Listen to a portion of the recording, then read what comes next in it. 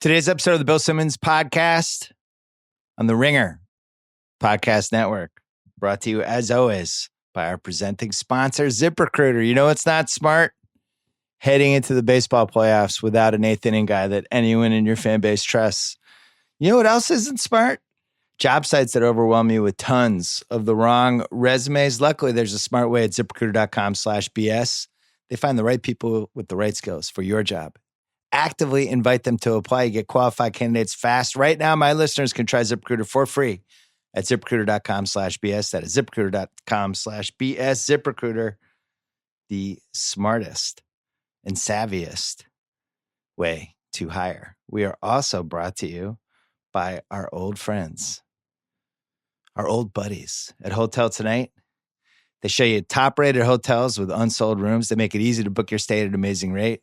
You can book in advance, perfect for spontaneous weekend getaways, 3-day weekends, staycations, road trips, business trips, booking a place with a pool, and more. To start scoring amazing deals at incredible hotels, go to hoteltonight.com or download the app right now. I hope you're following us on Twitter and on YouTube and on Facebook. We've been putting up videos. I won the Ryder Cup. I protected it for America against British Roger Sherman. That video is up. You can see nephew Kyle caddying for us in the background. Kevin Clark's worst picks ever, worst picks of the year, worst picks of the world. We keep changing the title, but he makes terrible picks every week on the NFL and more. And then Professor Roger does Master Sports. I think we're doing that one every week too. He gives us a little lesson on college football and pro football, usually behavior of fans or players or culture or whatever. We're cranking out more and more videos. Everything is leading up to NBA Preview Palooza, which I think is going to be October 15th, the day the season starts. We have been filming and creating a whole bunch of stuff for that day. It's going to be the biggest video day we've ever had. I am in a couple of the videos. We have some great ideas, and that is happening too. So if you're not subscribing to us on YouTube, and you're not following us on Twitter, I don't know what to tell you. That's what you should be doing. Don't forget about the Ringer Podcast Network as well, where Ryan Russillo's new show, Dual Threat. Hey, he had Joe Buck on this week talking about all things football. And Larry Wilmore had a new podcast this week. We have a new Rewatchables that we are taping today, and then that is going to run, I think, on Tuesday. Let's just say we were dazed and a little bit confused for this one. So that's happening. And then coming up, we're going to talk a little bit about the Jimmy Butler trade saga with Kevin O'Connor, and then my old friend John Bananas from Real World Challenge fame. He's here as well. First, Pearl Jam.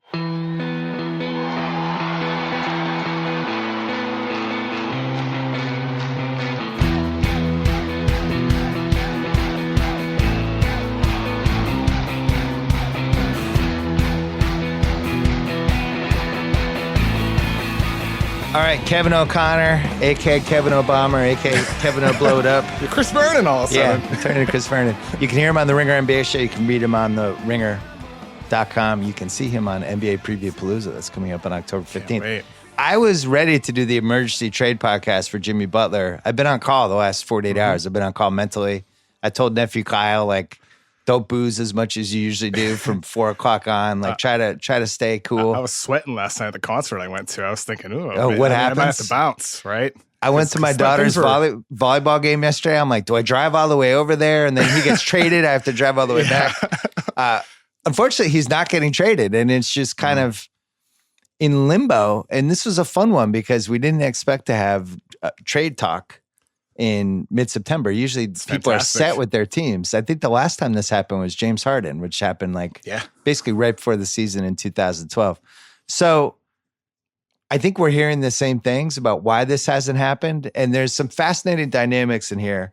And as usual, the people that get screwed are the fans. Because you have Tom Thibodeau, who I like, who I just don't think has done a great job so far, but realizing he sees the end of the road. This is probably his last season as coach/GM. He doesn't want to trade Jimmy Butler because Jimmy Butler helps him do better and possibly save his job. And we see this over and over again. It's the save my job style of thinking. So he doesn't want to trade Jimmy Butler unless it's an incredible deal. But you have 29 other teams that are looking at it, KOC, and saying, Well, why am I going to give up 100 cents on the dollar for a guy who's a free agent in a year? Yeah. We see this all the time. So it makes me think Tibbs doesn't want to trade him. I am actually a subscriber to that theory. What are you hearing? Yeah, so, the impression I get is around maybe 15 to 20 teams have actually made an offer. And some of those offers aren't anything worthwhile. Other ones are, maybe that's acceptable. Maybe there's something to work with here. And, there's been a lot of talk, especially this morning, about how people wonder how serious Minnesota actually is about making a deal. And, one of the things that I've heard from a handful of sources is that, like with the Sixers, for example, with the initial offer that they made, the counter offer was like, we need Ben Simmons in a deal. And it's Is that true? It's things like that, counter offers like that make you wonder, is this actually for real? So they're the shithead in your fantasy league who doesn't have a QB and you offer them Jared Goff and they're like, yeah, we'll take Beckham back. And you're like, okay, dude, I'll see you later.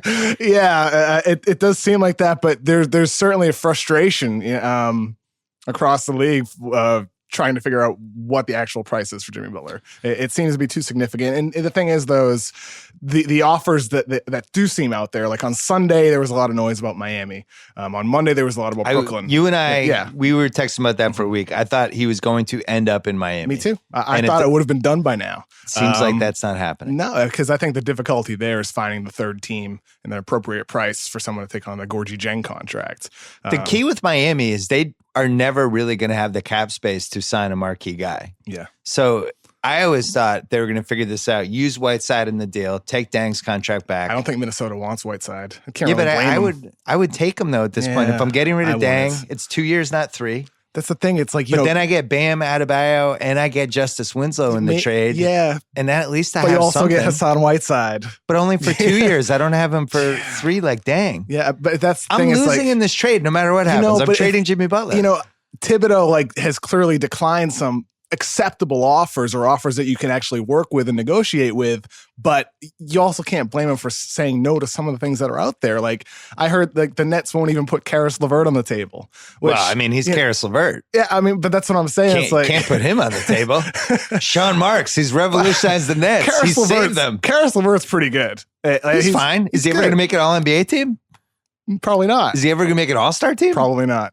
But I'm putting him on the table for Jimmy Butler. There's like a non-0% chance that you should probably put him on the table for Jimmy Butler. Plus, he has an injury history. He does. Yeah, the foot injury in college. Karis LeVert. Well, but that's I want Sean Marks' PR team. I'm going to hire them for the Ringer to just push everything we're doing in a crazy way. You love the Nets. I think the Nets. What do they have? Does this have anything to do with? Oh God, Sean Marks saved the Nets. Like how? What do they have? No All-NBA players. Stole all their draft picks. But that's fine. But that doesn't excuse the Allen Crabbe trade. Why are they paying $18 million a year for Allen Crabbe? They got to pay somebody. You got to meet the minimum. Hell out of here. Come the on. Nets. Stop. It's solid, like C+ job talent. so far. They have good talent. Who? Karis LeVert's pretty good. Great. Ronnie Hall-Jefferson, does Karis LeVert crack the 10-man rotation on the Celtics? Yeah, he probably does the back end of it. Can I tell you Semi Ojeleye? Semi Ojeleye. It's Semi Ojeleye or Karis LeVert. If Semi Ojeleye was on the Nets, we'd be talking about him as the next Draymond Green.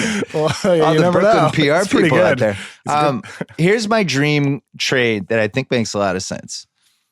Gallinari from the Clippers, along with Beverly's expiring contract, along with Robinson, the kid they took from BC in the draft, along with Thornwell, who I think is a Tibbs type of guy. You could have seen him on the 11 Bulls. The Clips take back Butler, and they take back Georgie Jeng. I've never been able to say it. It's okay. I have an NBA speech impediment. I'm not going to apologize. I know who all these guys are. Some names are hard to say, and that's a name where it starts with a D in the last name, but there's a J in there. Gorgie Jeng. I watch every Red Sox game, and I still say Porcello. I still vacillate back and forth. So I have a pronunciation speech impediment. But if the Clippers do that, first of all, that's a fair amount to give up for a guy who could leave in a year or not sign with them. But more importantly, it keeps their cap space, because they dump Gallinari, who I think makes 21, and then they're taking back Dang, who's 15, and they're taking him back for an extra year, but it still gives them enough to potentially get Kawhi too. And if I were them, I would do that, because you're basically turning Gallinari into Butler. For sure. And, I think with the Clippers, they're one of the teams that can offer that blend of youth with veterans, right? And if you're Minnesota, whether you're Tom Thibodeau or you're Layden or Taylor, I feel like that's the type of package you should be seeking, that mixture. The thing is, it's like, I've also heard Clippers aren't willing to put either of their first-round picks out there. Like I've heard Jerome that Robinson, as well. like, or Gilgeous. You can understand not giving Gilgeous. I understand Alexander, Shea, but Jerome Robinson, unless they are really that high on him, and like you never know how much the team values the player compared to everybody else out there. They may might be a little him. posturing. Could be, but if it is posturing, that's where, if you're Minnesota, you get to play with that. You can't demand the best player in return. Sometimes you need to be a little bit more realistic. I like that trade from Minnesota because. And Gallinari is a classic. We've joked about this. If he can stay healthy, I love him. He never stays healthy, but when he is healthy and when he's in shape, he's a good basketball player. He also fits in with the team they have a little bit better than some of the other names I've heard. And they would dump Dang's contract. And basically they're out of all of these things when the Towns-Wiggins really, the combination of those two extensions really starts to kick in season after this one. They need the flexibility. I have no idea how they would afford Butler, Towns, and Wiggins anyway. It'd be expensive. I mean, it'd be tough to build around that core.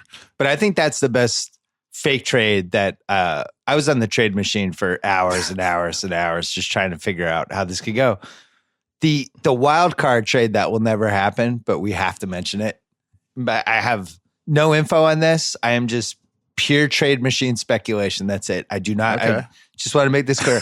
100% will not happen. So don't turn this into a blog post, weirdos on the internet. But if Minnesota called the Celtics okay, and said Hayward for Butler. I think Boston would say no. They would say no because trading Gordon Hayward would give them even worse karma than trading Isaiah Thomas did. I should have expected the Celtics, but I wasn't expecting the Celtics. But they would have a meeting about it. Celtics front office would. You'd have to. Now, Minnesota would say, we'll do Butler and Dang for Hayward. They would say no, they'd hang up. But if they were like, let's just figure out Butler and expirings for Hayward, let's just do it straight up. But like in a vacuum, but not in. I mean, Hayward's locked up long term, and Butler's a free agent. I don't know. Hayward's got 3 years left, coming off a major injury. If you're the Celtics and you think you can win the title, Hayward is the X factor on this team. I think this is the best 9-man rotation they've had since 1986. I'd say that without hyperbole. I think every player they bring in, it's a stacked team. It's a stacked team that they're now bringing in dudes who have started in conference finals games and produced. Well, it's like Hayward, I did the article on The Ringer about Hayward on Wednesday, and like he said at me today, is like Jaylen Brown and Jason Tatum have more experience than me. Yeah. Right? Because they've went the distance, to the conference coming off finals. the bench. Morris, Baines, Terry Rozier, Marcus Smart. Those guys are reliable bench guys. Nobody has 4 guys off the bench like that. Not to mention all the shooting they have, all the lineups they have. The X factor is Hayward. And whether he can stay healthy. And I've been surprised. I thought his ankle was going to be 100% from like May. And they're just saying now like he can finally dunk off his left leg. I'm like, fuck, it's mid-September. He's just starting to dunk off his left leg. I think when it comes to health, though, like this almost kind of relates to the difficulties in valuing Jimmy Butler, though. He's only played over 70 games twice in his career. Has a lot of lower body injuries over his career, a lot of miles on his legs, about to turn 30 years old, wants a 5-year max contract. Where like you're mentioning Hayward post-injury, Butler hasn't never had a major injury, but he's also had a lot of minor ones or nagging ones that have took him off the court. I think if you're valuing him, it's tough to figure out what exactly is, because when he's healthy, he's a top 10 player, but he's not always healthy, which puts him, to me, in my eyes, like around ranked 15th or so in the best in the league. So I've heard this case. I saw it on Twitter, and even Skeets. Shout out to Skeets. What's up, Skeets? Shout out. Compared him a little bit to Blake Griffin, which I was surprised by. Yeah, like about if you're giving him $190 million, there's a little Blake Griffin potential there, and he's had some injuries. So I was like, that doesn't seem right. So I looked it up. He's missed 61 games over the last 4 years. He's 29. He obviously turns 30 a year from now. But I feel like he's like kind of a young 29. He started late. He transferred schools. Yeah. He's only played 458 games regular season. He's played 43 playoff games. So by comparison, I looked up like Andre Iguodala, for example, as somebody a swingman who played a lot of minutes and had a lot of miles on him. He played 695 games by the time he was 29. Durant played 771 by the time he was 29. I don't feel like Butler has a ton of miles on him yet. I think it's like the 37 minutes per game, like that type of thing. Like when he played, it was a lot. I see it. He was third team All NBA in 16 and 18. So 2 of the last 3 years, he was one of the best 15 players in the league by any calculation. Last year, at one point, he looked like a top 5 MVP candidate. I think if he didn't get hurt last year and if he had played 82, I think he would have been second team All NBA. But that's the thing. If he plays 82, though, right? He has only played 70 games twice in his career. I get it, it's but like I don't always feel, playing 60-ish games. I don't feel like this is. I don't think of him as an injury-prone guy, I guess is my point. Me neither, because he's so tough, and he plays so hard and he plays through things. But like Westbrook has knee surgery every August, and we don't talk about it anymore. He has the same knee treatment every year, and it's like nobody ever worries about him. It's still like even if a guy hasn't missed a lot of extended time, it's still scary moving into their 30s, though, I think. Last 4 years, he's basically been 22, 6, and 5, 23 PER. 46% shooter, 35% from 3, 85% from the line, which I like about him. I would describe him as an A- defender. I don't think I would give him an A. I would give him an A-. I think he's good. He can defend all types of guys. My big thing that concerns me about him is the locker room chemistry stuff. And I've had him on the podcast twice. I enjoyed his company. I thought he seemed like a good guy. He's definitely got a swagger to him. But he's now been in 3 situations that something has gone wrong with his teammates. 2 different times with the Bulls. And then this last year with Minnesota. And the thing that concerns me with the Minnesota, I see the Chicago one. That was like, you have a really, I think, a bad coach, a bunch of weird personalities on the team, especially that Wade Rondo year, Mirotic, Bobby Portis, like that. That was like a nightmare. Last year doesn't make sense to me. I talked about this on this podcast. I went to a Minnesota Clippers game last year, and you could tell their chemistry was way off. I think we were both at that one. Right? I think we went to that together. That's right. And we were like, God, Butler hates Towns. Mm-hmm. It was obvious. We were in the 5th row. We could see it. And what concerns me is I don't think Towns is like a bad guy. He's not. Towns he's a little flighty. He's a good guy. Actually. Yeah. He's a nice guy. I think his heart's in the right place. Wiggins is frustrating. He doesn't try all the time, but I don't feel like he's a bad guy either. And Butler somehow clashed with these guys, and I don't really know what happened. What did you hear from that? Yeah, I mean, Butler's not a bad guy either. Right? None of them are bad guys. But how did this go so bad? Sometimes good people can have disagreements. Sometimes good people can not click. Sometimes good people can be a little bit more aggressive. It's like you and Danny Chow. We try to keep you guys apart. I mean, Danny are tight, but no, it just seemed last year, like last December, when Verno and I had a pod talking about this. It seemed to me like there's stuff between Towns and Butler, but also I think a lot of the younger players on the team just not playing, not getting opportunity, or some of the veterans that expected more playing time, not getting that playing time. So it was like up and down the roster, I think was problematic in December. And I think it got a little better, then it got worse. And then the Butler Towns thing never resolved itself. They won 48 games. They had a really good season, especially when it really could have been better considering they had some injuries. They were riding the 3 seed up until that Butler injury. So normally when players don't get along, my theory, based on years and years and decades of experience following the NBA, is women are cards. Those are the 2 reasons 2 teammates can fall apart. 98% of the time, it's women or cards. I think this is the 2% of the time. I think Butler came in acting like he was hot shit. I'm here to win. I'm Jimmy Butler. I'm one of the best 10 players in the league. And looks at Towns as like this cornerstone that he's going to have this thing with. And Towns isn't kind of where he thought he was going to be. I think Towns is a little bit of a passive personality. He is. And Butler is just doing this whole, here's how we should do it here. And I'm Jimmy Butler. And Your those chest guys is puffed out right now as you're saying that. Yeah. He's like, I'm Jimmy Butler. We should do this. And I think Towns and Wiggins are looking at this guy like, who the fuck are you? You've never made it out of the second round. What are you like? What are you bringing your 4 rings here? And I think that's what, from what I've heard, that's where it went bad. You had somebody that hadn't really won anything acting like he had, and talking down to these guys and acting like he was superior to them. And it just didn't go well.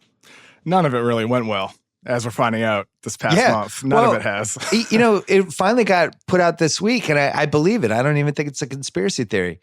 Towns' contract extension was not an accident. And all these other guys, I was texting you about this summer. I was like, why is Jokic, why did they take care of him? Why did they take care of Devin Booker? Why isn't Towns taken care of yet? We were all kind of like, this is weird. Why not grab the long-term extension? It's clear now that he wanted to see how this Jimmy Butler thing went. And as soon as they were like, we're trading him, not a coincidence, they announced the Towns extension. You didn't think that was a coincidence, did you? Didn't seem like a coincidence, that's for sure. Especially with the lead up to that, Towns wouldn't want to sign it without Butler there.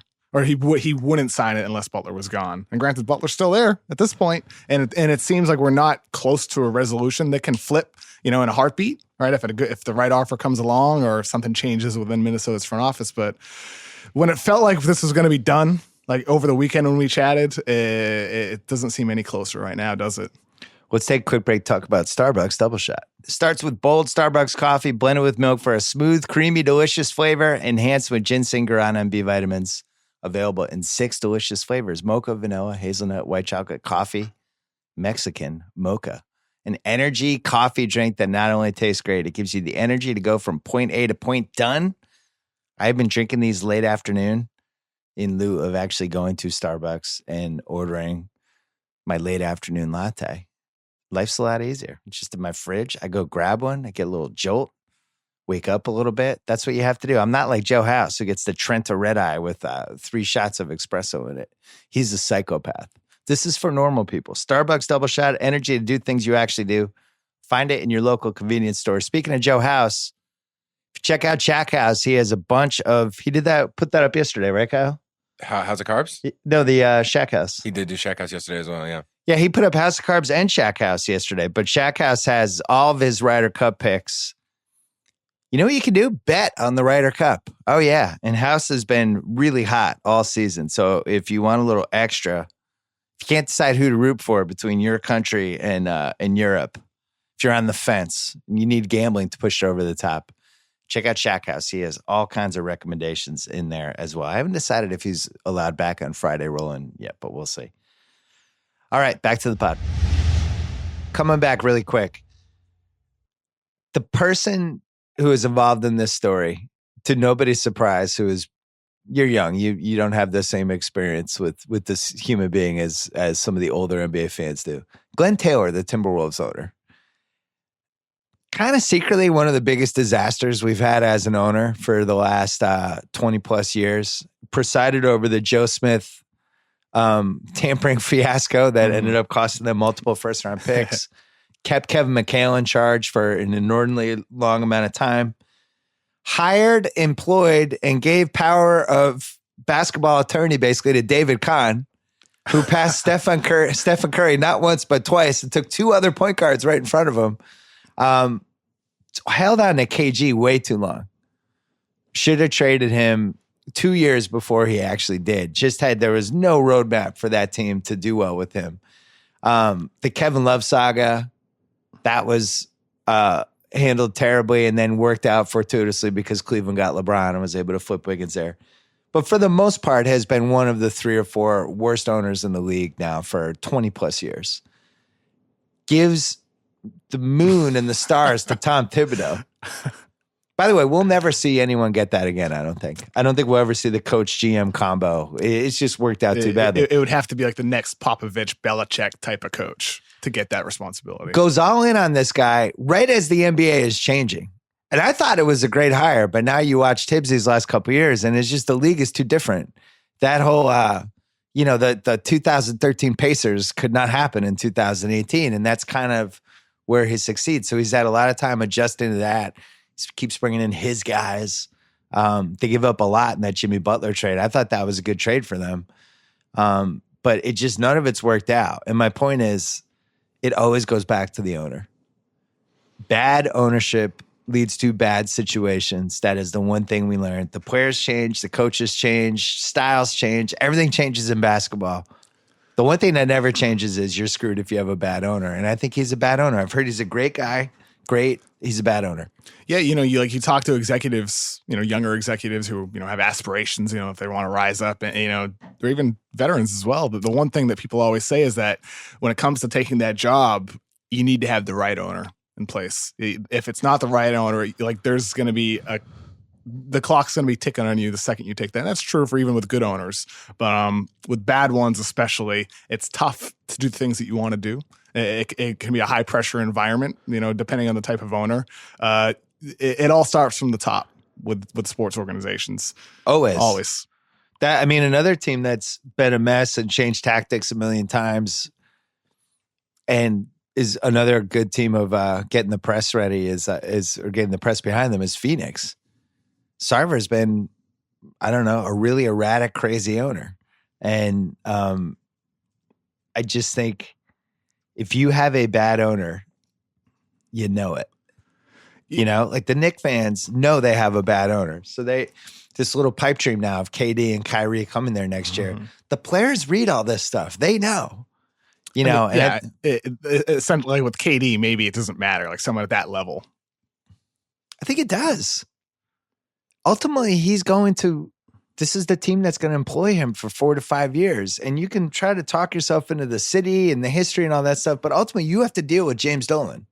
And right now he's in this situation where he's dealing with the Lakers and Rick Welts and John Burbank and all these really smart dudes. And now you're with James Dolan, and that's your conduit to the outside world. I don't know. I don't see it. Go from like light years ahead to a guy who prefers playing in his band than running the right. So I guess my point is, I know you have to go, but you have to tell Julia to wait.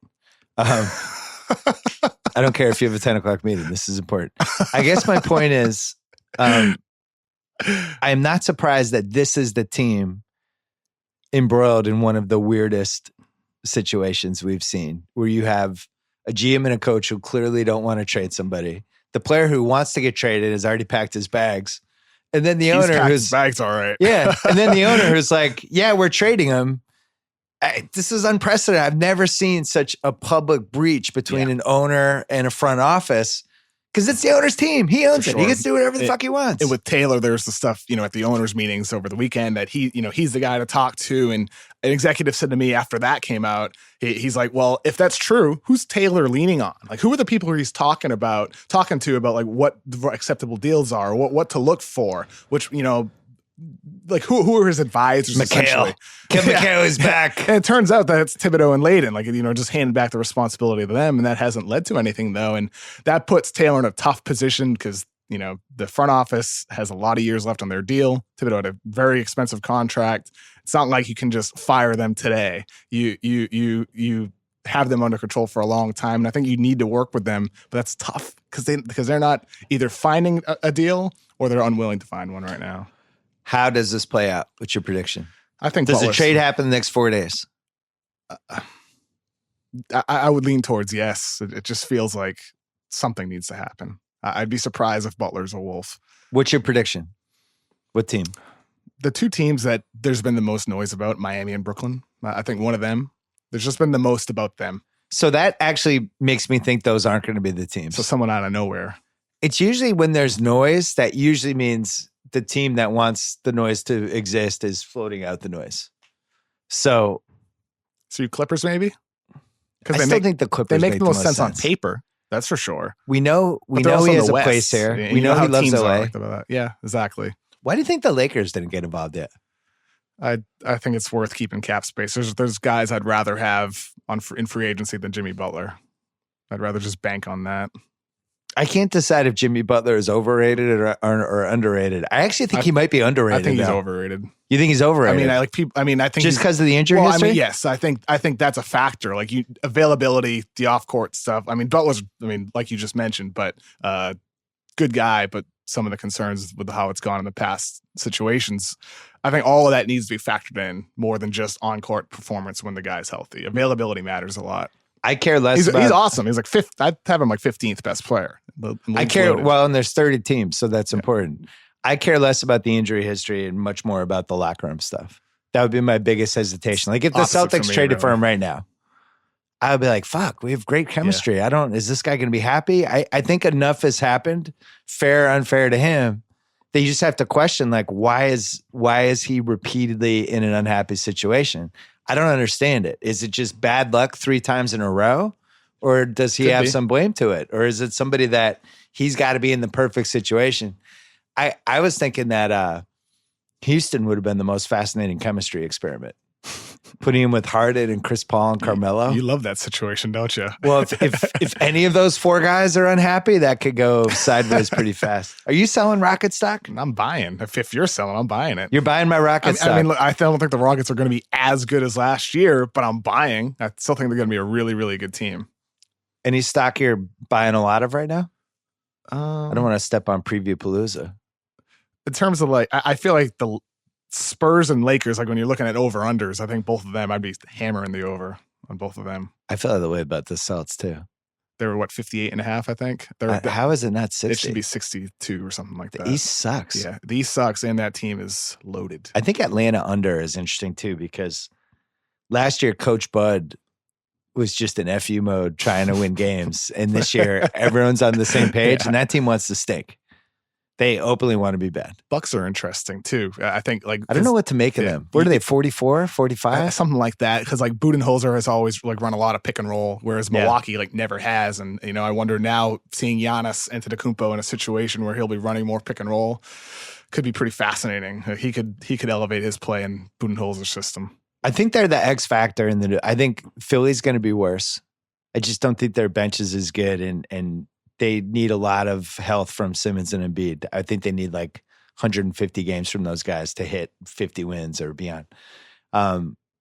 Indiana, they moved the deck chairs around a little bit. They're fine. I don't think they're different or much better or much worse than last year. Washington, who the hell knows? You go all the way through, but Milwaukee is the one I don't know. You could tell me that Giannis is going to be the MVP this year and they're going to win 55 games. I wouldn't be shocked by that. No.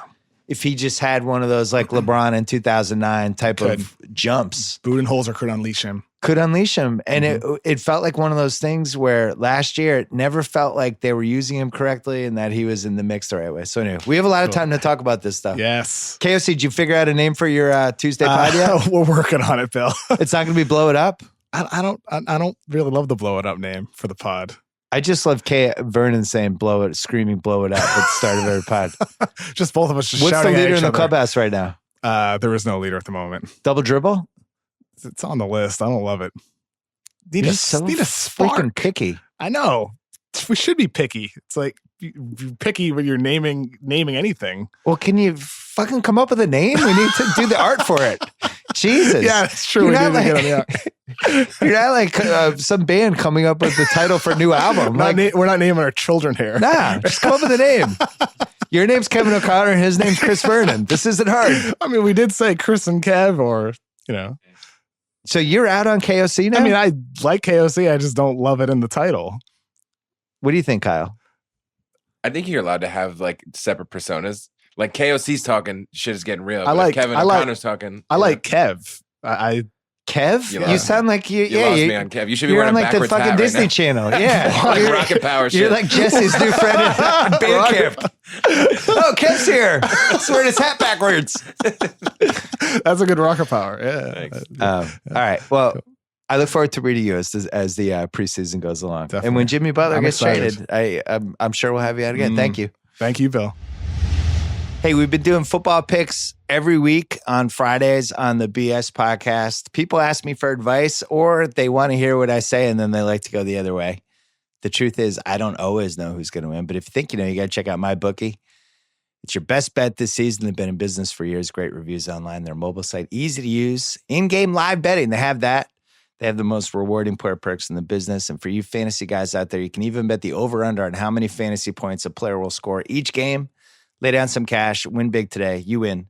They pay. Hey, by the way, they are slammed with new bettors. They want to give everyone the best service available. If you're willing to deposit after 7 Eastern time, they'll give you an additional $25 free play on deposits over $100. Join now. MyBookie will match your deposit dollar for dollar.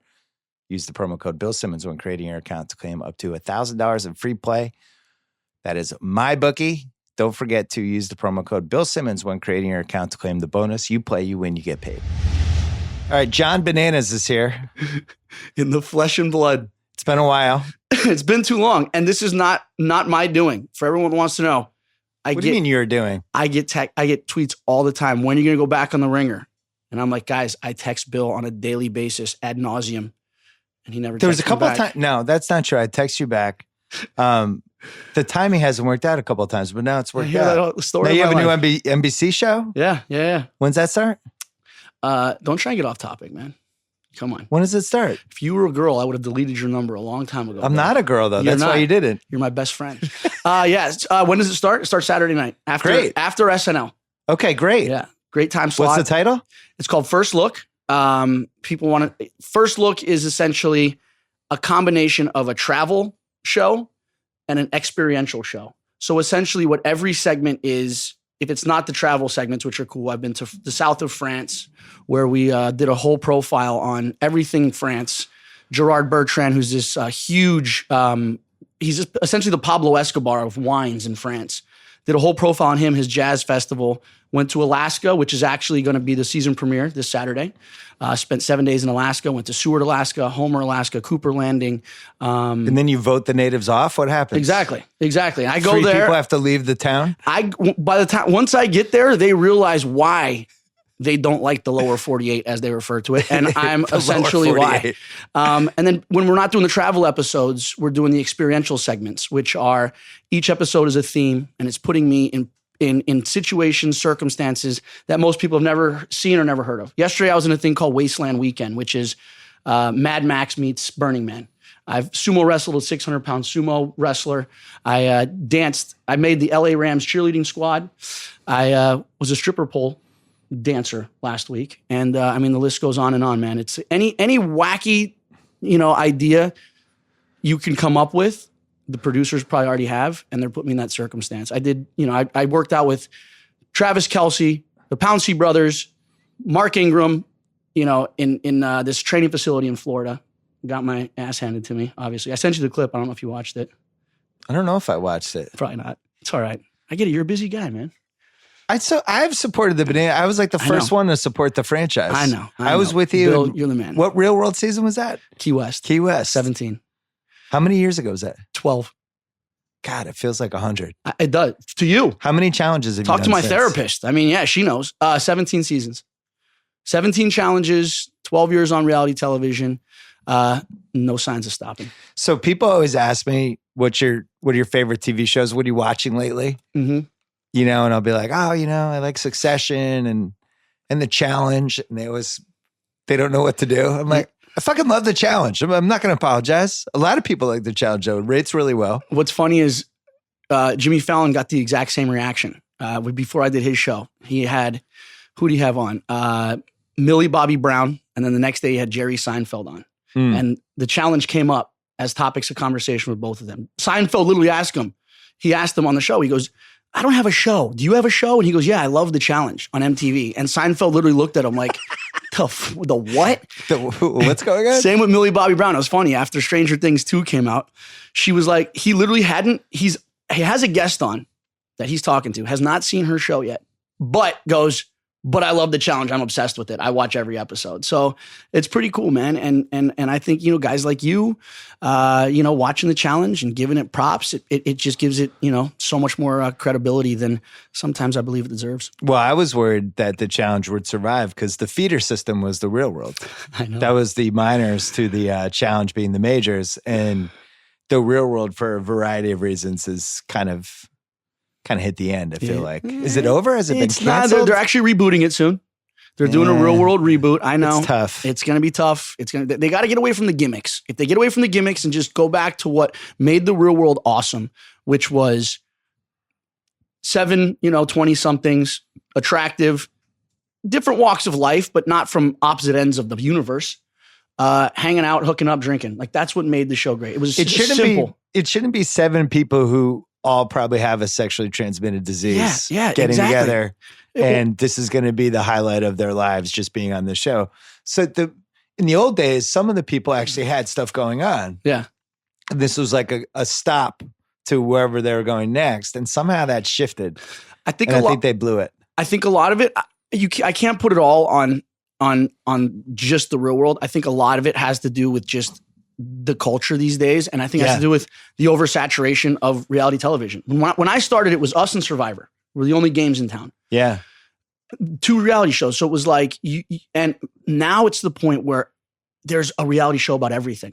I mean, there's probably a reality show about your guy sitting over here at the computer. You know what I mean? Nephew Kyle? Yeah, Nephew We Kyle. got his Twitter feed from 1,500 to like 11,000 in 24 hours. I believe it, man. He got a tattoo. It was great. I love it. You don't want to watch his reality show. I'd love to. It's just. I mean, I'm having a great time just watching him type over here. It's just dark bars and women that he shouldn't be talking to. Good man. Cigarettes. Truly doing God's work, my friend. Thanks. I'm glad somebody sees it that way. The other thing that's the problem with that is like even when you were on the real world, social media didn't exist yet, and the internet was like in its infancy, first decade. Yeah. Now social media is such a huge part of being a young person. I don't know how you capture that in the quote unquote real world where nobody's allowed to go on their phones. See, here's the problem with that is, and this is what I say this, and I've said this many times, and I'll say it again.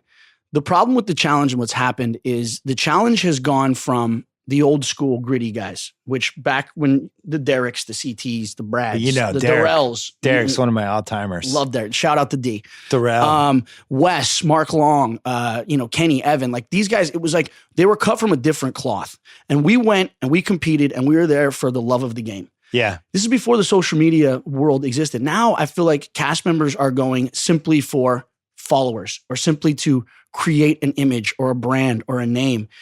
Before, like the Johnny Bananas brand, that just kind of came about like organically over the seasons. And I was like, hey, I've been on 5 seasons. Maybe I should sell a bobblehead and see what people think. And it worked. Whereas people are coming on now and after 1 season, it's like they want to be the star of the show. And it's like this whole instant gratification, entitlement of, I feel like this new generation of kids and reality television people. But you're to blame for that new generation.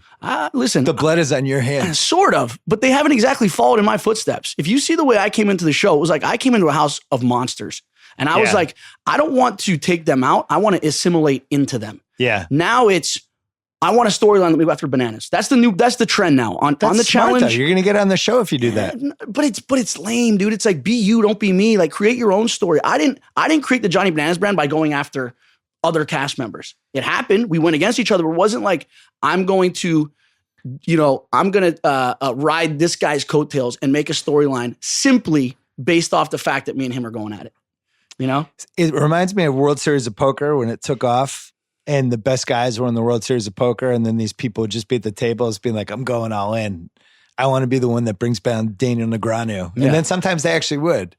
That's happening to you. I'm Team Bananas. You're my favorite team in the challenge. Thank you, man. It means a lot. The other one that's grown on me, and not just because of the Massachusetts thing, but because I feel like she's been in my life now for 10 years. I feel like I know her as Cara Maria. Yeah. Because she's such a tortured soul. Yeah. And she's so self-loathing. And it's like people are yelling at her and she's like, you can't hurt me. Nobody hates me more than myself. And you're just like, man, I really wish she could find some happiness. It was like how that almost like short circuits people. It's like, I hate you. It's like, well, I hate myself. It's like, great. Now what do I do? That's bouncing off me. The thing about Cara, and this is why I think Cara has grown to be not just a fan favorite, but like, I'm going to say it right here. I love the girl. All right. And it took a long time, I think, for me and her to really. You guys had a rocky relationship. We had a very rocky relationship for a long time. And I think the reason why is because she was never, they call it your truth on the challenge. She never was true to her truth, which was she's a weirdo. She's a shy, kind of like awkward, like weird girl. And she would always try and do things like, oh, I like horseback riding. I'm a CrossFitter. I'm into S&M. And it's like, Cara, you don't need to constantly keep reinventing yourself on this image. Just be you. Yeah. And I feel like as soon as she finally was comfortable being herself and owning her weirdness, really owning it, and it's almost like now that she is comfortable with who she is, she's so much more of a likable, lovable person. And so like I've seen that side of her and that's grown on me. But in addition to that, it's like now Cara essentially is the female Johnny Bananas, where when she comes onto a challenge based on her competitive track record. Exactly. And based on, what she's accomplished, everyone hates her just solely based on that. So it's almost like on this season of Final Reckoning, they pushed us together and it was almost like we're in an alliance essentially, based on nothing other than the fact that everyone in the house hates us. So it's like you kind of find common ground with people you're in the same situation as. And that, again, it helped me get to know her a lot better. And I like the competitors. The thing I like about the challenge, I mean, I like all the partying stuff and all the drama and people yelling at each other, but ultimately, like, there's just some people who kick ass and are really tough, and you watch some of these challenges with, you're 250 feet up on these fucking cranes. 600, whatever it is. 1,000 we were 1,000 feet off a cliff in Hermanus, Africa. Yeah. So, and the challenge is like somebody like Cara, she's up 1,000 feet and she's just nonplussed. Mm-hmm. You know, like there's no challenge they could throw at me that I haven't seen. You're the same way. And it's funny watching that in comparison to some of the newbies. Yeah. Who were like, I know. And there's like no challenge that would scare any of the veterans. Oh no, they scare the shit out of me. Don't listen. Don't Doesn't get it twisted. Seem like it. Listen, man. Don't let appearances fool you. I am absolutely shitting myself when I do these things, but I mean, it's almost like mind over matter. I don't care who you are. I mean, I guess unless you're some sicko like Daredevil, flying suit, wing weirdo, it's like being that high up off the ground, suspended by literally a piece of paracord that's thinner than this cable. Yeah. You're like, if I fall, like, okay, yeah, I know this is like a professional stunt crew, but like, what if they didn't tie a knot? Or like, what if something goes wrong? See, that's what I would think about the whole time. You're on these cranes, and it's like, what if some dude got drunk last night and forgot to screw in the part of the crane? We're in Colombia, all right? Yeah. We are in Cartagena, Colombia. You know, we're in Thailand. We're in the middle of nowhere. The guys I see over here, it's like this guy doesn't know how to tie his shoe, let alone probably tie a bowline knot or whatever the hell you do on rigging. And I'm like, these are the guys whose lives that were, you know, our lives are held in their hands. It's crazy. Give me the great competitor rankings right now. Rankings? The ones you respect the most. What's like the top 4? Females? Both. Okay. Females. In no particular order. No, it has to be. I'm giving you an order. Give me the top 4. It's hard to say because here's the thing about the challenge. Are you talking about competitive wise or just overall gameplay? How about this? Because from an athletic standpoint, there are certain girls that stand out. And then like Cara Maria in eliminations is a freak of nature. She doesn't lose. But politically, terrible. The girl's political game is like. All right, so co-ed draft. Okay. You win the challenge. It's $5 million at stake. Okay. Bananas draws first pick. You can pick any female to go through the challenge with. Oh, Emily Schrum. One of the great athletes of all time. For sure. And she's got I don't know how she wasn't a 10 gold medalist, 10-time gold medalist in the Olympics. Who she? What do you mean? No, she should have been. She should have been. The girl can do anything. The girl can do anything. The girl can do it. And you know what makes her so good is she doesn't even, when she competes, she doesn't compete against the girls. She competes against the guys. Yeah. She doesn't care about how much better she does than the girls. She's like, oh, bananas. Like when in Champ Stars, when I literally ran circles around your boy Terrell Owens. I didn't support that show. The word stars was used a little too loosely. It was a little used a little liberally. If I hear stars, I want to think that they're actually stars. I get it. It was like, here's the semifinalists in the darts championship. Here's this dude that won a one-legged ass-kicking contest. Yeah, yes, I agree. I mean, we don't have to talk about. We don't have to. But you know, I would do that. Well, that was the last time me and her competed next to each other, and I do a challenge and she'd do a challenge, and it'd be like, oh, bananas, you got 10 more flags than me. I wanted to beat you, and it's like, Emily, like, you're a phenomenal athlete, like, but you know, you're competing against another phenomenal athlete. Dudes, but hanging though. Oh, dude, she can hang. So Emily won. Who's 2? I'd probably have to go right now in this day and age. I have to go Cara Maria. You have to. Yeah. I mean, and one of the feistiest competitors we have. She's so feisty and she does not back down. And like I said, what's now made her so much more of a dangerous competitor is her willingness to accept the negativity that comes her way. Before it used to hurt her feelings. She used to cry. She's like, but I'm not. There's one way to hurt her though. Hook up with a guy she likes. Or talk about her horse. Oh, that's the other way? That's the other way. Hook up with a guy she likes. She can't handle it. She freaks out. She liked that English dude with the hair plugs. He's the worst. The guy hooked up with like 3 girls in the house, and she's like, I still love this guy. It's like, move on. Well, I mean, look at her. She dated Abram before. I mean, the girl doesn't have the most, spectacular track record, She's going to find happiness, though. I can feel it. Yeah. So I count her titles when people talk about what a great 21st century Boston has had with the, 3 Red Sox titles, 5 Super Bowls, NBA title, Stanley Cup, multiple challenges from CT and Cara Maria. I feel like that should be on the list. I agree. And Cara she was the first female individual winner where she was overall won the entire challenge against guys too, in the final. So, right.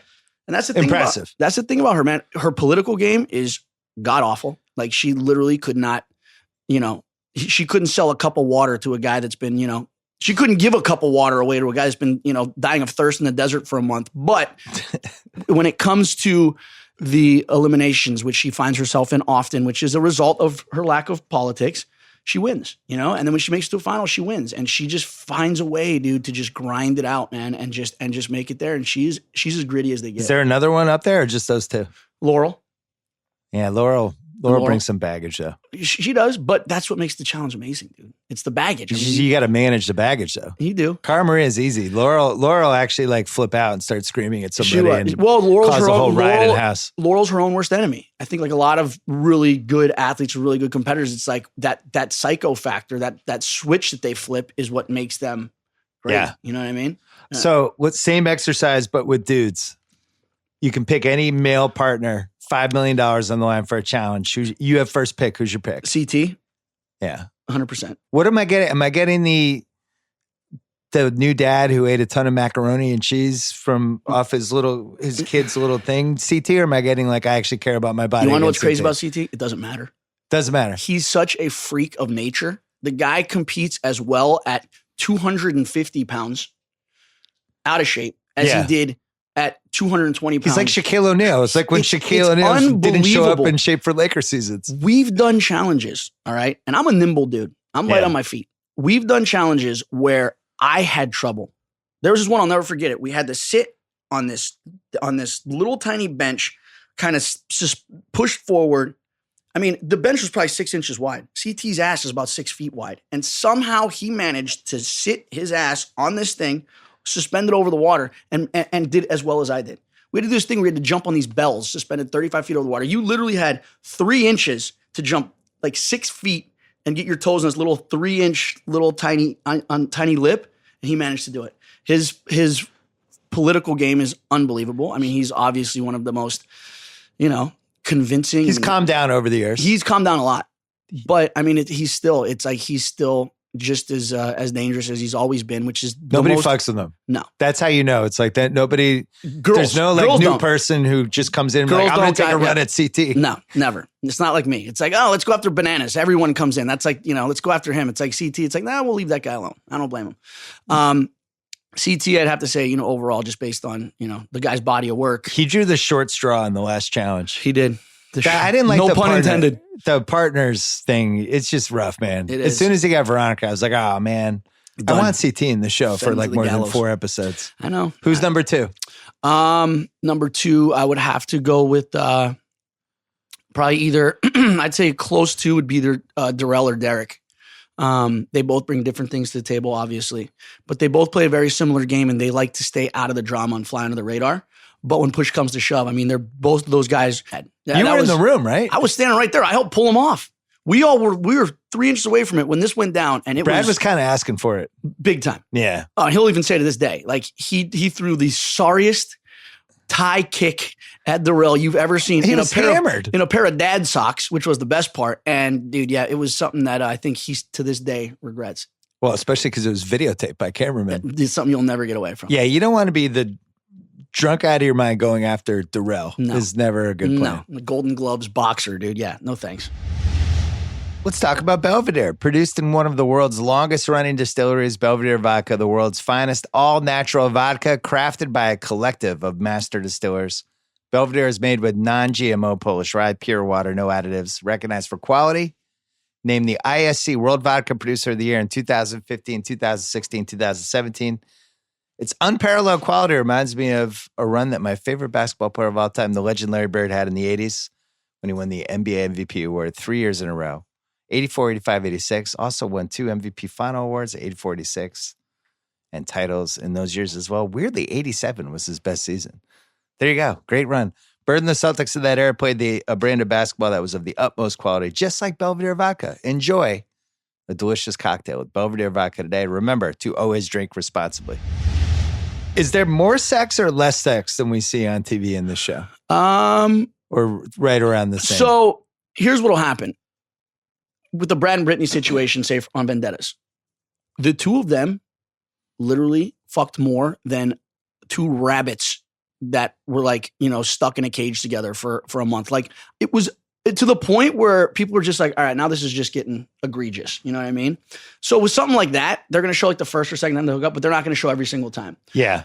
This last season, Final Reckoning, there was a lot of hooking up going on, dude. It seems like it. A lot. And Kyle was responsible for about half of it. And that's what blows my mind with that guy is like these girls knowing that it was like you were just with, Faith last night.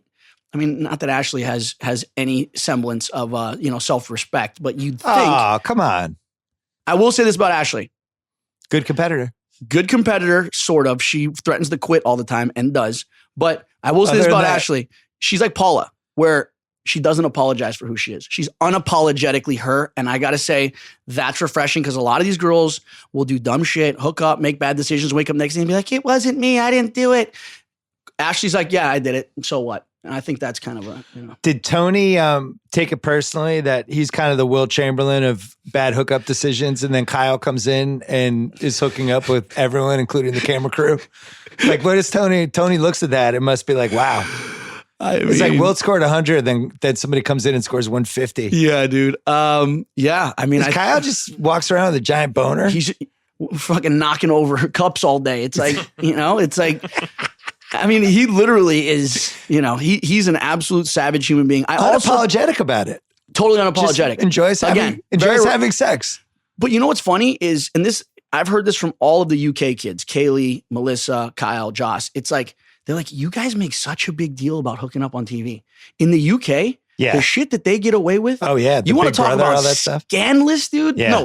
No, X on the beach. I mean, they're literally going in and they're sleeping with 3, 4, 5 different people on the show. And it's like, no one even blinks at it. Here, it's like you hook up with one person and it's front page news. I literally sit next to Angela on a bus and it's all anyone could talk about for a month. It's like, guys, we like made out. Like, let's give it a rest here. That's why I was so smart to bring in the UK people.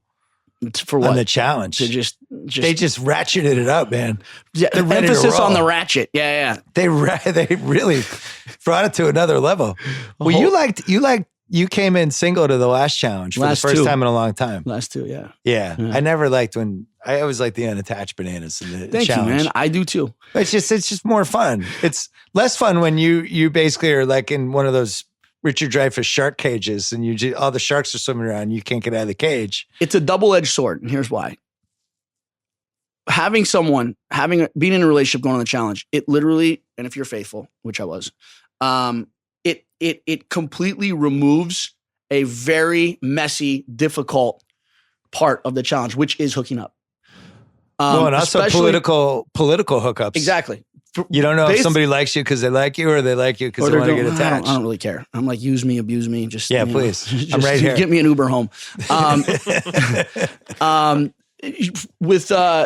don't mind that aspect. It's more though, if say I start hooking up with a girl, and this kind of happened this season with Angela, people then turn on her based on her hooking up with me, and they kind of ostracize her, and now it's kind of her job and my job to kind of keep an eye on the other one when it's not necessarily, it kind of makes the game more difficult because now you're kind of forced to vouch for a person or protect a person that you otherwise wouldn't have to. Yeah. However, from a television standpoint, I mean, that was kind of an arrow in my quiver that was missing for a long time. Again, no pun intended. Arrow in the quiver. It was where I had so which is why I kind of relied so heavily on the being controversial and stirring the pot and this and that, because that whole hookup aspect portion of Johnny Bananas wasn't available. I love when you go third person. You like that? Yeah. I just had an out-of-body experience. Yeah. So last year you were in like a whole weird love triangle. It was even like a love rectangle. Tony calls it a quadruple triangle. But what's amazing is Tony's not involved in any triangles or rectangles. Nah, Listen, man, Tony. Did he chemically castrate himself? What happened? Because he was the horniest guy in the history of the challenge. I think it's partially that. I think couple kids maybe losing a spleen. Yeah, I think the kids. I think Tony curbing his drinking. I think that was a huge part of it. Where he now, for the first time, and I've seen him like this, really wants to be a better person and he wants to make better decisions. And I think he realizes I have 3 girls, including Alyssa, in addition to Isla and Harper, that I need to look out for and I need to be a good role model for. And me getting drunk on TV and making bad decisions, I think that's just an image that he didn't want anymore. And I think it's an image I wanted. I get it. No, for TV, it's amazing. I miss Drunk Tony. Me too, man. I love Drunk Tony. But the thing is, I also, it's like, care about the guy, you know, off camera. And it's like, you don't want to see someone that you actually give a shit about making decisions that are going to affect their lives outside the show. It's like, with me, whatever, dude. I can be an idiot and do things. I don't have other human beings that are relying upon me, whereas he does. You know, is Leroy ever going to win the title? Is he just like one of those those athletes, dude, that just like goes his whole career? He's like Phillip Rivers. Like, oh man, it would be nice to see him in a Super Bowl. It really would.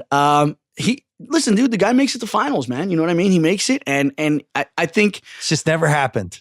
It's never happened. But then again, it's like, you know, me and him have never. Well, actually, we were on, you know, his first season, Rivals 1. We were in a final together. But the Cubs won the World Series. Leroy can't win the challenge. I mean, he could do it. Look at the Browns. The Browns won a game this season. Yeah, the Browns won a game. Yeah, listen. All these stranger things. The Eagles Tiger won a Super Bowl? Woods just won a Tiger major. Woods came back, dude. So this might be the year for Leroy.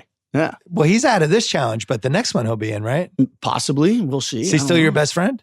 Dude, are you kidding me? Best friend. We're more than friends, just slightly less than lovers. Is he still in Las Vegas? Yep. I was just with him last week shooting a segment for First Look. Yeah. We raced dune buggies in the sand. So I obviously I'm going to try and get as many people. I want to do a crossover sort of thing where I'm going to try and get as many people that I like and care about from the challenge to shoot segments with me in for First Look. So yeah, last season we wrapped up a segment called Mr. Sandman on First Look, where we profiled different sand sports. So one of them was sand sculpting in Coney Island. Yeah. One of them was desert survival. So I had to survive all night in the desert. Leroy was racing dune buggies. And then yesterday I was in a thing called Wasteland Weekend. I think I told you, it's like Mad Max meets Burning Man. Super crazy. So yeah. It's a whole different challenge I'm doing now. I'll tell you what, Bill. What about Tej? Can you get Tej to come in and somebody quits in front of him and then TJ kills him with an arrow? Or makes them, no, you know, it would be even better if they quit in front of him. Then they're forced to jump off one of the massive jumps in his backyard on a bicycle with no helmet into a pit. Did he get hurt again recently? Yes. What happened? Dude. Okay. This is why I love TJ, man. This is why I love TJ. TJ had an accident, you know, years back that literally almost cost him his life. Yeah, he was in like a fucking medically coma. Induced coma, right? He still like isn't his, you know, he still has, you know, he's still, you know, regaining, you know, some functions, but it's like this guy after that, if I had an accident that bad, I'd literally be in a padded room wearing a helmet at home, you know, every day. You know, I wouldn't even want to go outside to pick up the newspaper.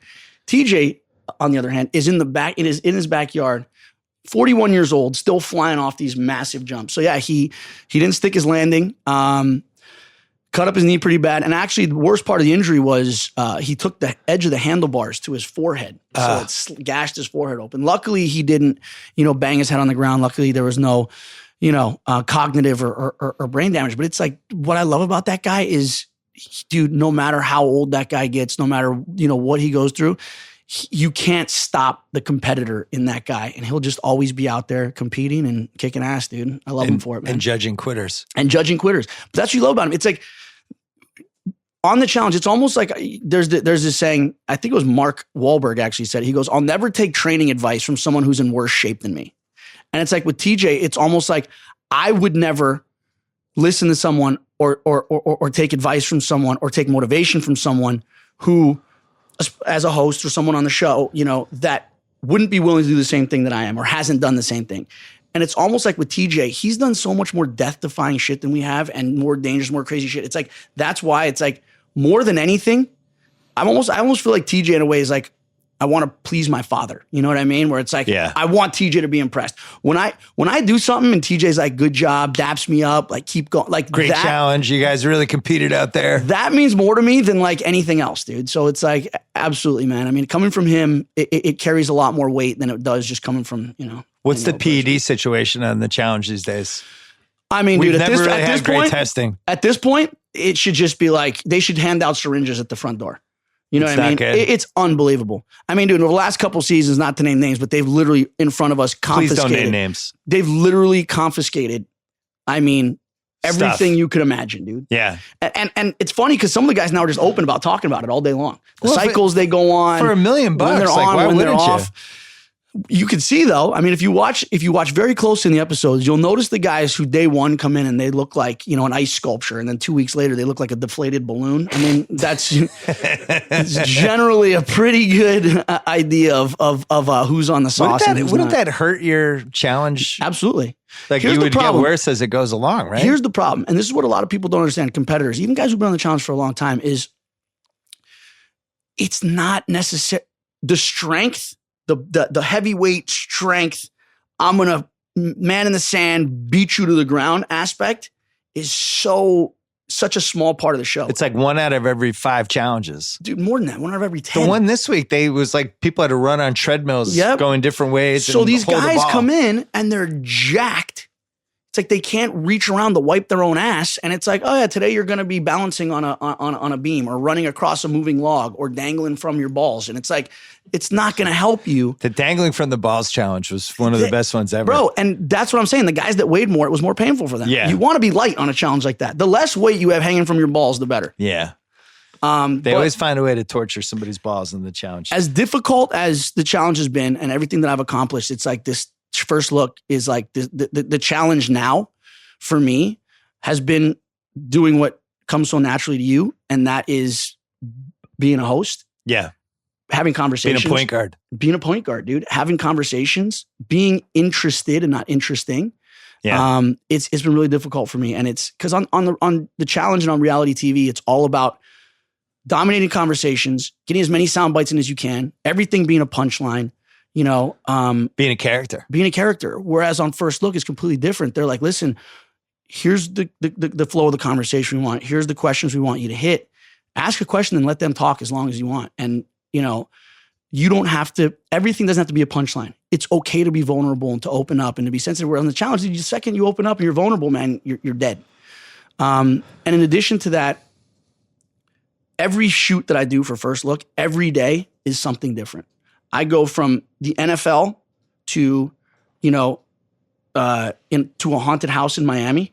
Yeah. To cheerleading, to wrangling iguanas in South Florida, to the south of France.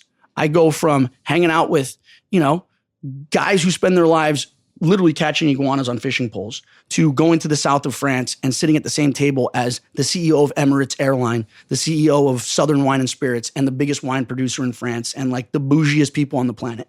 So it's like from day to day, I literally have to be like a chameleon and fit into so many different circumstances and work. Is it harder or less hard than being in the top bunk when Brad and Brittany are having sex for the 330th time? It's difficult in a different way. It's less because I don't. How do you sleep when the bunk bed's just shaking? You get used to it, man. You get used to that's the thing. You get used to not sleeping on the challenge. You really do get used to not sleeping. I mean, it's you know what's even more difficult than the bed shaking? Usually I'm in a room with 8, 9, 10 dudes. Yeah. Snoring.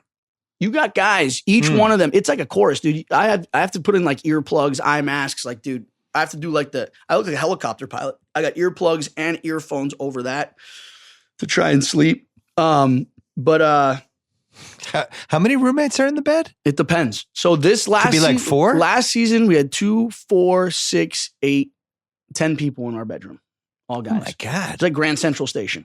How many bathrooms? In the house there was 1, 2, 3 bathrooms. Jesus. I know.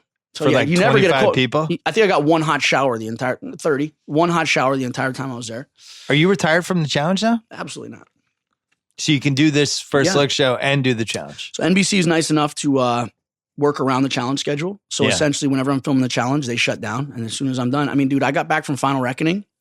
I was home for 2 days. I got home on a Saturday. Monday, I was in Minneapolis doing American Ninja Warrior. So, and then after that, it was just on the road. I've literally since the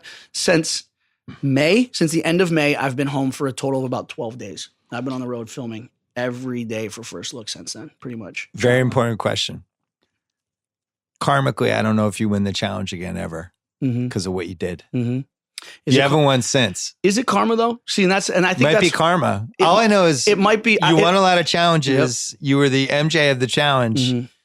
then you did the greatest move in challenge history. You backstabbed your partner and took her money. Now, is that the only thing that you've seen change since then, or are there other factors that maybe contribute? I'm just saying to you that as haven't well? won since, and as a Bananas fan, I'm just worried that karmically you might have to atone.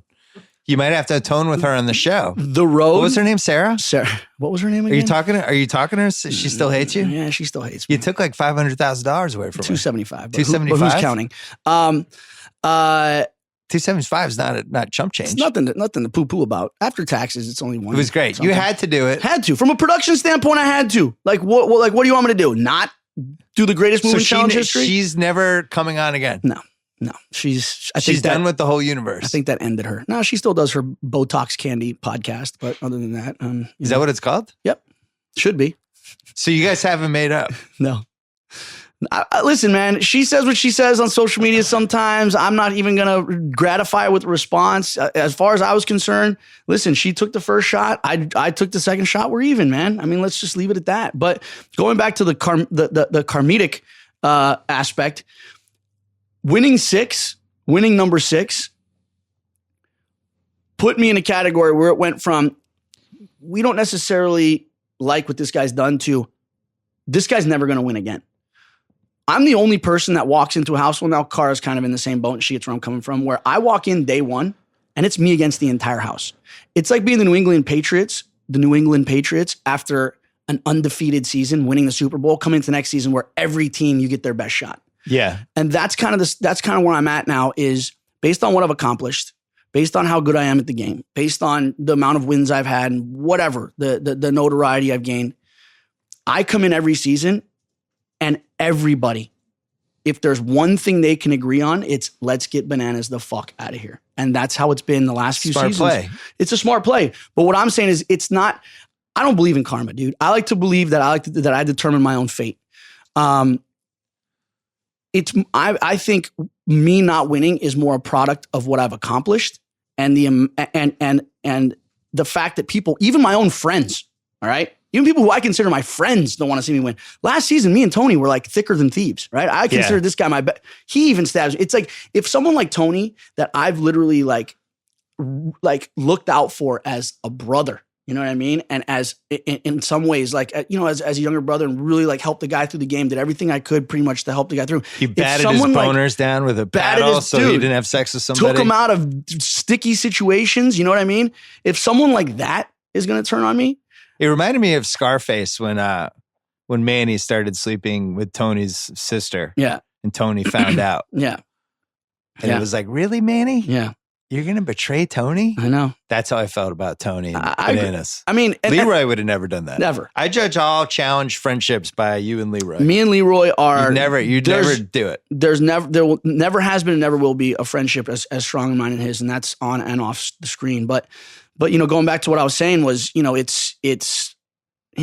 show up and I have a harder hill to climb than anyone else ever has or ever will.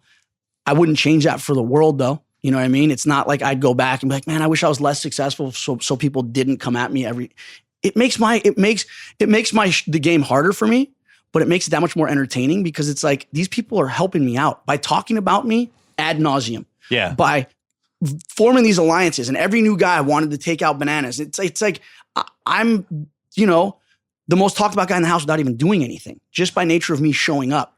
So So how many years? What's the drought? 3 years? 3-year drought now? So it's been, dude, let's see, it was Rivals. I lose track of challenges. It was Rivals. I think you were on in like, Rivals maybe it's 3. 2 years. You were on like 2 years ago. It's been about 4 challenges, So, so Jordan has 6. Mm-hmm. Brady has 5. Yep. Kobe has 5. Mm-hmm. Shaq has 4. Gretzky had 5. Yep. Really, the one you're chasing now is Bill Russell. 7. 11. Yeah. Bill Russell at 11. I'm Okay. trying to think who had, not really anybody had 7. What about maybe there's like Roger Sam Jones, Federer? people No, like that. I'm going for Roger Federer's number. What's he at, like 22 or something like that? Oh, the majors? Yeah, that's a tough one. Maybe like Roger Federer at Wimbledon or something. Because he had like 6 or 7 Wimbledons. Okay, Roger Federer Wimbledon's. You can't tell us how you did in this one. I'll tell you what, I do a lot better than any other person on the planet would have done in my position. Yeah. So, I mean, dude, no, like I said, man, nobody has to deal with what I have to deal with, dude. Showing up and having every single person in the house every day. It's like every day I show up. If I don't show up and give my best at a challenge every day, I'm fucked. Whereas everyone else could come. It's like they're in this alliance. As long as I'm in the house, that means everybody else is safe, essentially, because everyone's just focused on me. Yeah. And until I'm gone, that's how it's going to be. So, and everyone's, dude, that's just the nature of the beast, you know? And all right, just win another challenge. Stop making excuses. I'm not making excuses. You just win one. You are making excuses. Just what? It's not, I'm just trying to make the point that it's not you should call Sarah and apologize. You think that would make it all better? You got to get her on your side. Do you have her number? She's probably like got some witchcraft shit going on against you. Listen, believe it or not, her mother is a wizard. Something's going on. Her mom's a wizard in Costa Rica. Her mom's like a witch, dude. So first look launches on NBC at 1:00 a.m. It's on after SNL. So whenever 1:02, 1:03 a.m. Different markets. Just set it on your DVR. Set it on your DVR, unless you're a night owl like Bill over here, who I'm not a night owl anymore. Yeah, he is. No, Bill still sends me nudes at 1 a.m. on a regular basis. And apologies to your lawyer who you wanted to call during the podcast. So I immediately banished. Okay, so just so you know, my guy Alex Spiro, he's a New England guy, just like great. But you don't. You just guys call wrote an article. Friends on the podcast. He's not a friend. He's my attorney, and he wanted to make sure that I wasn't going to say anything that was going to. Now that I'm on NBC, he's like, dude, I got to make sure you're not going to say anything that's going to jeopardize your future. Yeah. And he just got done. We have two small edits we're going to make. I'll tell you after what they are. He just got done defending Julian Edelman in his PE case, and he was on Aaron Hernandez's defense team. And I mean, he's a New England guy. You guys he's a if you ever get in any trouble. All right, you gave him a shout out, but we're not calling him on the podcast. Where are you living now? LA or Orange County still? Orange County. I'm still waiting for you to let me move into the guest house, man. I thought that was part when you can't. Well, dude, maybe it was the alcohol talk. When I came and gave the toast for Grantland, you're like, "Hey, honey, do you mind if Bananas moves into my office in the back?" And I think she was okay with it. I don't remember that. You know? No, I don't remember that. I do remember your toast, though. We got it on video. That was a great toast. That was one of the last parties. I know, man. Well, no, it was the last party I've been invited to. No, we haven't had one. Really? We had one ringer party, but you were away in the challenge. If anyone, and now I don't have parties at my house anymore. Dude, that was awesome, scary man. Times. Hanging out, taking shots with Jalen Rose, Seth Meyers. Almost pushed me in the pool. I mean, that was a cool. Was there an ice luge at that one? No, but there's going to be one at my premiere party on Saturday in Manhattan. If you're going to be there. Oh, there you go. All right, there's going to be banana ice luge there. Mr. Bananas, congrats on everything. Thanks for coming on. Appreciate you having me, man. All right. Thanks so much to ZipRecruiter. Don't forget to check them out at ZipRecruiter.com/BS. Thanks to TheRinger.com. Thanks to the Ringer Podcast Network. Thanks to KOC and Bananas. Thanks to Starbucks Double Shot. Starts with bold Starbucks coffee blended with milk for a smooth, creamy, delicious flavor. Enhanced with ginseng, guarana, and B vitamins. Makes you sharp. I could use one right now. It's only like 11 o'clock in the morning. I think I need more caffeine. Starbucks Double Shot. Energy to do the things you actually do. Find it in your local convenience store. Hey, guess what? We have another podcast coming tomorrow. We're doing 4 this week. We're feeling it. So stay tuned for that. Until then.